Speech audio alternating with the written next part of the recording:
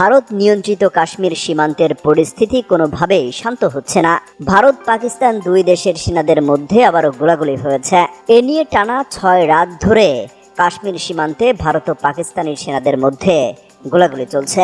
বুধবার এক প্রতিবেদনে এই তথ্য জানিয়েছে ভারতীয় সংবাদ মাধ্যম এনডিটিভি। অবশ্য ভারতীয় গণমাধ্যমে গোলাগুলির বিষয়ে বরাবরের মতো পাকিস্তানকে দোষারোপ করা হলেও পাকিস্তানের পক্ষ থেকে বা দেশটির সংবাদ মাধ্যমে এখনও এ বিষয়ে কোনো তথ্য পাওয়া যায়নি।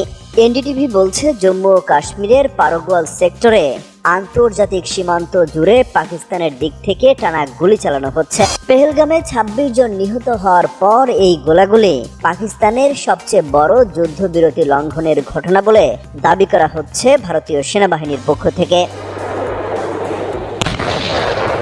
গত 6 রাত ধরে জম্মু অঞ্চলের 3টি গুরুত্বপূর্ণ সেক্টরের লাইন অফ কন্ট্রোল বা নিয়ন্ত্রণ রেখায় পাকিস্তান একতরফাভাবে গুলি চালিয়েছে বলে দাবি করছে ভারত। দেশটির সেনাবাহিনী জানিয়েছে, ভারতীয় বাহিনী প্রতিটি স্থানে কার্যকর জবাব দিয়েছে। এই গোলাগুলির ঘটনা যে কোনো মুহূর্তে বড় হামলায় রূপ নিতে পারে বলে শঙ্কা করছে খোদ পাকিস্তান। দেশটির তথ্যমন্ত্রী বলছেন, আগামী 24 থেকে 36 ঘন্টার মধ্যে বড় পরিসরে হামলা চালিয়ে বসতে পারে ভারত। তাই ভারতের আগ্রাসন ঠেকাতে নিজেদের সেনাবাহিনীকেও প্রস্তুত রাখা হয়েছে বলে জানিয়েছেন। এদিকে পেহেলগামের ভয়াবহ এই হামলার জেরে ভারত পাকিস্তানের মধ্যে কূটনৈতিক সম্পর্ক তলানিতে ঠেকেছে। দুই দেশের মধ্যে গুরুত্বপূর্ণ সিন্ধু পানি বন্টন চুক্তি স্থগিত করেছে ভারত।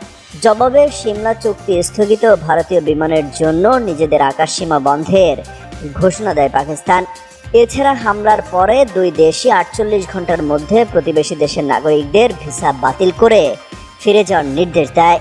এতে ভারত ও পাকিস্তানের নাগরিকরা নিজ নিজ দেশে ফিরে যেতে শুরু করেছেন।